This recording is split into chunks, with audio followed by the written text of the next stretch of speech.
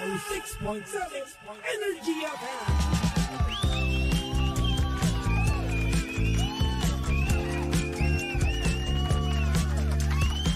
Hanggang oras natin, 5:28 na. At kayo po yung nakikinig sa number 106.7 Energy FM, Bangga. Huwag mong sabihin radyo, sabihin mo. Huling hirit niyo yung pong araw ng Huwebes. It's a Throwback Thursday, mga Bangga. At live na pa tayo, Nicole. Parang may yung internet ko. Ayun pala. O mga Bangga, yung mga timbahin natin dyan, pwede na kayong pumunta. At bisitahin po ang ating official Facebook page, ang Energy FM 106.7. At ako'y mag-share lang, wait lang. O mga Bangga, punta kayo doon. Bilis, please.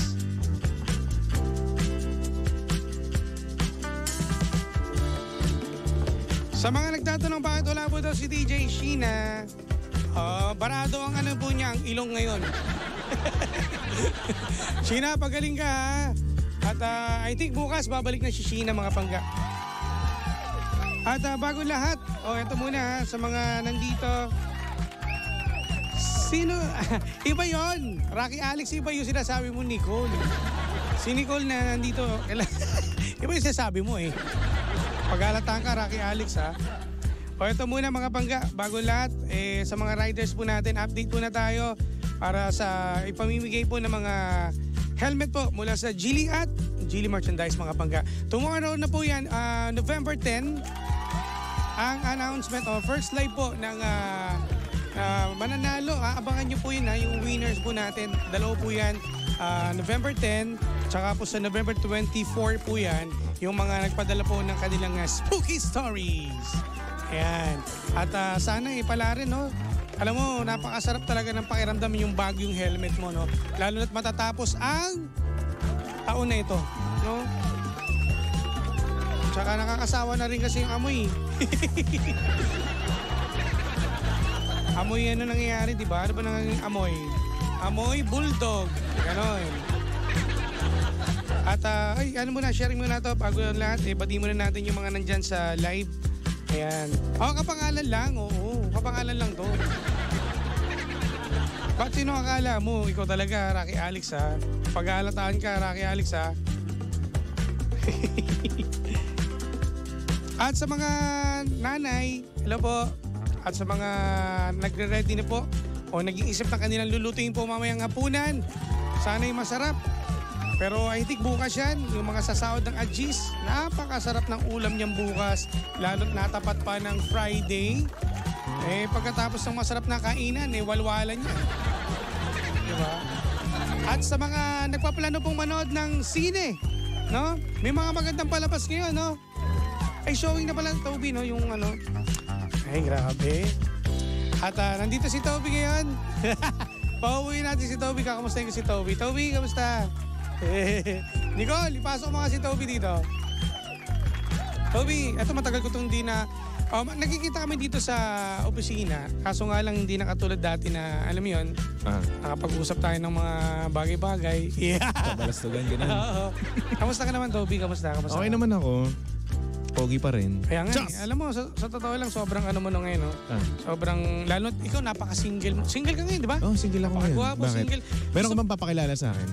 Gusto ko sana. Ang pangalan niya ay si Boo. Cebu? Si Boo. Okay lang naman sa akin. Walang problema sa akin. Alam Yan mo, ba? okay yun, Toby. Oo, alam mo, bagay na bagay kami nun. Kasi syempre, kailangan niya ng gentleman na mag-care sa kanya. Tapos alam mo bagay kayo kasi nakita ko agad yung chemistry niyong dalawa. Di ba? Sobra. May ano eh. Alam mo, tawag sa kanya pala dun sa bahay nila, baby girl. So, baby Toby. Oo, baby Baby boy. Oh. Tama, no? Sheena, ano na? Wala, barado ilong eh. Sorry, ba't dito yung aking ano. Okay. Ay, nako. O, ito, nandito tayo muna. May bibigay ko yung story time natin, partner ha. Partner Toby na. Andito ang Botox. Uy, I miss you. Botox, the reunion. The reunion kagad. O, ito. Meron tayong story time, Toby. Ito, babasahin ko ngayon to. At tingnan natin kung ano magiging komento mo dito. Kasi may nagpadala dito at ang tanong sa Jimshi, ito ang story time ha.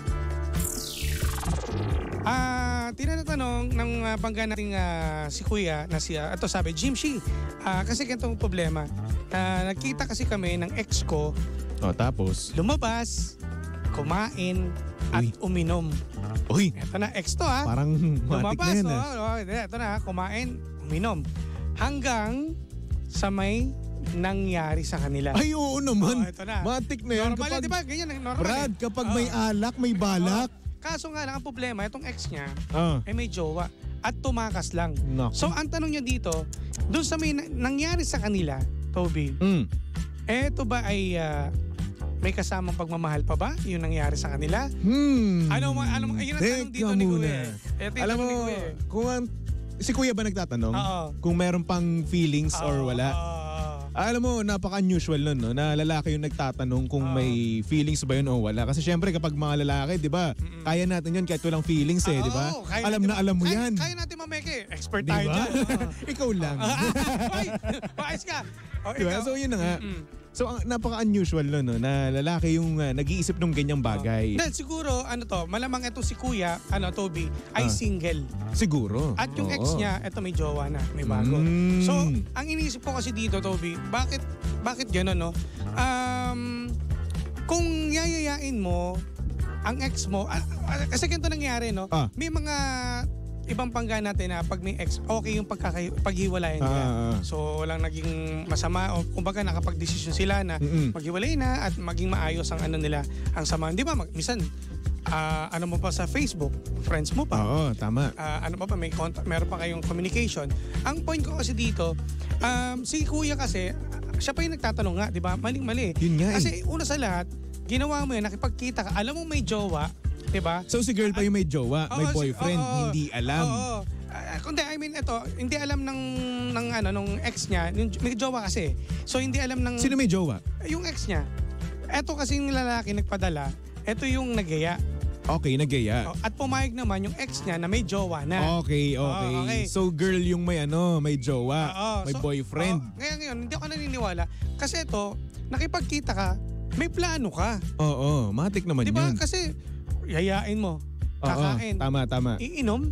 Oo naman. Pero ito, alam mo kung si girl yung may jowa, may boyfriend, siguro may feelings pa talaga. Kasi syempre, ito babae naman, di ba? Babae hindi naman niya makikipag-kita. Emerut, Or mekos-mekos. magsisinungaling sa kanyang boyfriend, no? Kung wala naman talagang feelings na rin, no? Di ba? So, ayun. Hindi kaya, Toby, hindi lang siguro pumayag siya dahil alam niya, di ba, okay naman yung pag-iwalay nila.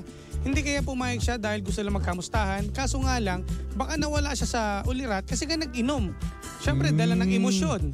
Pero siyempre, kapag nagiinom ka naman, di ka naman talagang totally blackout na nun, di ba? Merong mga ganun, oo. Pero siyempre, kapag lasing... Baka binetsin niya to. Hindi natin sure. Siguro, Toby, dapat si girl din kasi, meron ding pagkakamali. Alam mo bakit? Pwede naman kayong magkamustahan lumabas, pero ba't may inuman? Di ba pwedeng kumain lang muna? Malay mo naman, alcoholic sila. Hindi rin At natin saka, sure. yung banding nila dati, di ba? Hindi rin natin alam. What if ganun pala yung talagang gusto nila, di ba? Kaso kasi bigla siyang pumayag sa ibig sabihin kagustuhan nila. So, baka... Gusto yun, Brad. Baka pwedeng ganito. Baka pwedeng mangyari, Toby. Unat, huling tikim. Ay. Pwede? Oo. Pwede. Pero syempre, yung mga ganyan, di ba? Masusundan pa yan. Nek nyo kung sasabihin nyo saan, last na yan. Nek nyo, masusundan yan, promise. Ang iniisip ko lang kasi dito, Toby, baka magkaroon na talaga ng gulo. Syempre, malalaman niya ng... Gulo yan, no? ng jowa ng ex niya. Syempre, pag nalaman yan, di ba? Maaaring sugurin ka pa ng boyfriend niya, di ba? At wala kang kalaban-laban kasi wala ka naman talaga sa lugar na. At wala ka na sa puder na itong ni ex mo. Kasi may jowa na. Siguro parang dumarating kasi dito, Kuya, ikaw yung lumalabas na kontrabida talaga. Kasi may plano ka, bakit di ka makamove on? Kontrabida naman talaga yun isipin mo, no? Kung alam mo may jowa na yung ex mo, bakit mo pa siya i-chat-chat, di ba? At syempre, may mali din naman yung babae. Pumayag naman. Na pumayag siya at syempre nakipag-chat pa rin siya sa ex niya. Di ba? Kasi parang ang nangyari dyan, hindi niya narespeto yung boyfriend niya Bakit? Kasi syempre, ex mo na ngayon, magre-reply ka pa. Di ba? At pag nag-reply ka, babasusin mo yung current na boyfriend mo nun. Kumbaga magkakaroon ulit kayo ng Communication, Oo, syempre. ganito. May conversation na naman kayo na pag-uusapan. Oo. So ganito na lang, no? Ikaw ba, Kuya Jim? Ikaw ba, papayag ka ba na replyan ni Mami Milky yung ex niya? Kapag, paano? Re-replyan, di ba? Hindi, ito, hindi pa siya nakipagkita, no? Magchat-chat lang sila. Tapos nakita ni Milky yung ano ko? Tas, hindi, message sa siya yung mag-ano. Siya yung makikipag-chat sa ex niya. Ikaw yung boyfriend kunwari nito ha. Andito kayo sa kalagayan ng nung ex ni kumbaga, sender. ang side ko, ako yung Ikaw yung boyfriend nitong nitong ex. ni Milky. Teka nga. ulit. Ginugulo mo ako eh. Ulit. Ganito si Milky. Si Mami Milky yung mag-cheat sa'yo. Okay. Si Mami Milky, magchat-chat siya doon sa kanyang ex-boyfriend. Na ngayon siguro ang layo na nila. So sila yung magkikita. Oo. Pero hindi pa sila nagkikita. Okay. Nagchat-chat pa lang sila. Ikaw, ano mararamdaman mo nun? Masakit, syempre. Masakit, di ba? So what more pa kaya yung lalaki na boyfriend netong ni ex ng sender mo? Mas lalong yun, talagang kaya nga 'di ba sabi ko gulo mangyayari kasi ako hindi ako matatahimik. Kukumprontahin ko 'yun. Kasi sasabihin ko talaga na sino yan. Puntahan natin yan. And knowing you, di ba? Ako, iba. Lolokohin mo pa yon, di ba? Aanuhin mo yon, pupuntahan mo yon, babasagin mo mukha, di ba? Aabangan ko. Aabangan mo. So, yun nga, tama. May point ka doon, Toby. Kumbaga, ganyan ang mangyayari dito sa kalagayan ni Kuya. Kaya sabi ko nga, wag mo nang ipilit dahil mali na. Diba? At ginamit mo lang siya. Kumbaga parang kumbaga ang pang-front mo dito yung kumain eh. Tapos may kasunod na inuman. Nako. Pagkatapos ng kumain, inuman, tapos kumain ulit. Ayun. yun. Ano daw? Dessert daw, dessert. Dessert. Hindi hindi ako okay doon. Okay na nga yung naghiwalay kayo ng maayos, although may communication kayo, pero yung mag-meet pa kasi marami pang pwedeng mangyari talaga. Bukod, actually, nangyari na nga eh. At syempre, yung isang beses na yan, magkakaroon pa yung pangalawang beses. Kasi syempre, hanggang sa gumulo. Laging sabik na kagad yun sa isa't isa. Natikman nyo na naman eh. Di ba? Kapag ikaw ba, eto, nakatikim ka ulit ng pamilyar na potahe. Di ba? Kakainin mo. Syempre, sarap ko yun. Di ba? Kaya, mas mabuti pang umiwas ka na kasi nga, lalo na ngayon na, kawawa naman din eh. Kawawa. Ikaw yung parang, ikaw na yung magiging kapit. Actually. Diba? Kabit. Isipin mo, ganun ang tawag sa'yo, kabit ka. Kalalaki mo tao, wala ka na bang ibang babaeng makilala? Wala ka na bang ibang pwedeng diskartehan? Yun lang yung doon. Tsaka huwag kang manira ng may relasyon na. Tsaka isipin mo, yung boyfriend niya, sobrang masasaktan yun. Kasi isipin mo, mahal na yung girlfriend niya, di ba? Tapos lolokohin lang siya. At marahil, syempre, kapag nagmamahal ka ng tunay, di ba, gagawin mo yung best mo para doon. Tapos malalaman mo lang, nakipagbalikan sa ex or hindi naman kayo nakipag-usap sa ex. Tapos, mas worse pa, may nangyari. Ulit sa ex. Yun ang doon. Diba? Malamang, pag nalaman yan, hiwalayin na kayo. Tsaka kayo magsama, mga loko-loko. Tapos hihingi kayo ng tawad. Diba? Ay, naku, hindi. Oy, pasensya na, pero ayoko talaga sa mga manlaloko eh. Tsaka kawawa rin si ate. Ate, kung hindi siya nakikinig si kuya kasi nagpadala, pero kawawa si ate dito sa huli, no? Ay, nako. Kaya sana, no, yung mga ganyan, kapag may makipagkita sa inyo, na ex ninyo, na maayos naman kayo naghiwalay, huwag na kayo makipagkita, okay na yung tapos na nag-usap kayo eh. Oo. Diba? Tsaka pass is pass. Oo, tsaka na pag nalaman niya ng jowa mo ngayon, baka maggulo yan. Yan lang kasimple. So, wala naman masama doon Magkita sila ng ex sila. Mag-TN. Nagtiki man eh. Kaso nga lang, ngayon, may jowa na rin etong si ex. Kaya, maging yung lesson learned din po sa mga panggaan natin, no? Pag kayo nagkita ng ex nyo, posibleng merong mangyari talaga. Ganun so, ikaw. Pag nakita kami ng ex ko, posible, kaya iniiwasan ko. Sino mga ex mo? Madami. Pero ngayon wala na. Kumbaga, naiintindihan na namin yung mga gantong bagay. Hindi na dapat. Tsaka sila may mga na rin. May mga karelasyon na rin, Toby. Ikaw ba? Yung ex mo, may karelasyon na rin ba? Hindi ko alam. Kailan ba yung last mo?